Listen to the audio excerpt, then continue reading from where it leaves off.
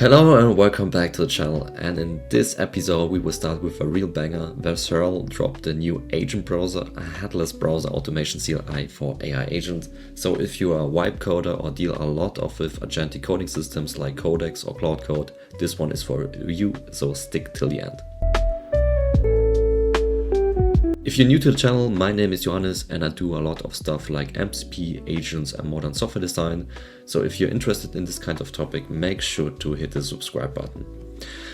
So let's get started with the agent browser. Why is this such a big deal? Let me go here through the whiteboard. So the agentic coding systems right now are really good at generating code.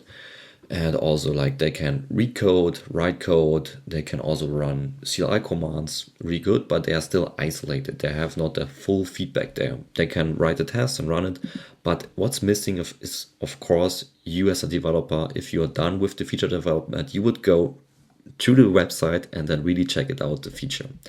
And now with the agent browser from Vercel, they given us a new tool for the agents that we can achieve exactly like this, because in the past this was only possible with the Playwright MCP. So basically Playwright is a browser engine, and with that you can also write end-to-end tests. It was also possible with this kind of solution, but now Vercel dropped their own solution to achieve this.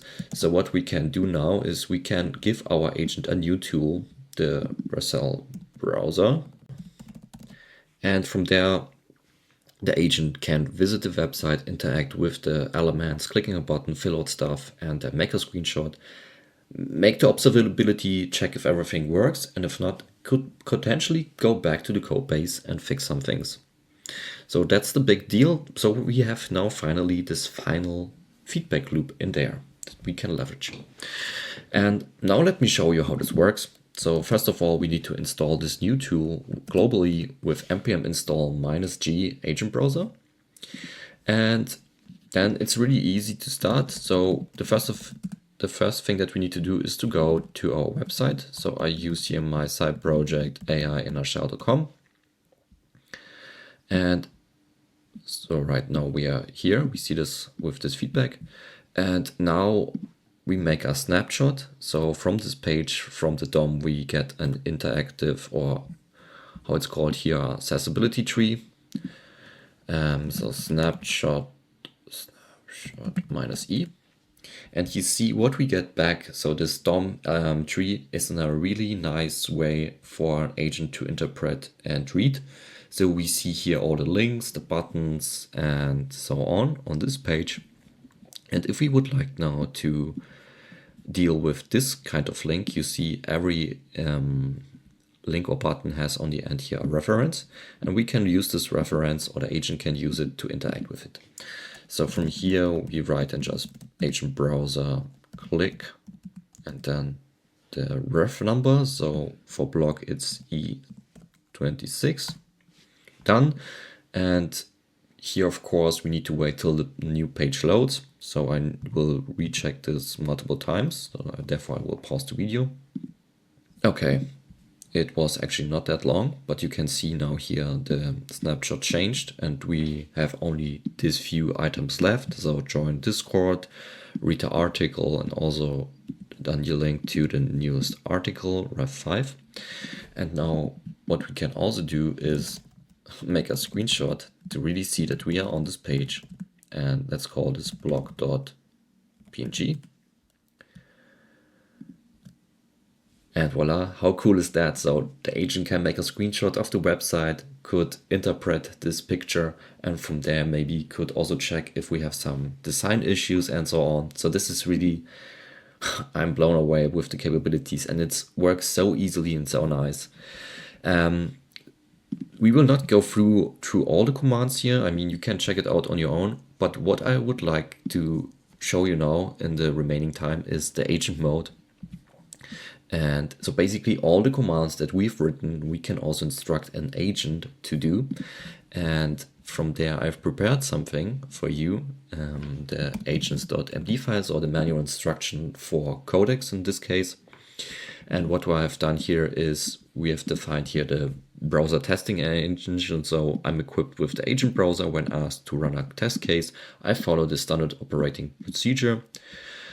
So my idea was, okay, why not define these end-to-end tests or front-end tests in natural language, and then from there let the agent execute it with this new tool. So what I've done there is I have defined this test in this format, where I've given here first the test name, so block reading flow. We start on this website here, and then the action that the agent needs to do. So find the last article, click the read article button, and wait until the page loads and the expected results. So this is what I've defined here in the test, and here we define the manual instruction how to do it.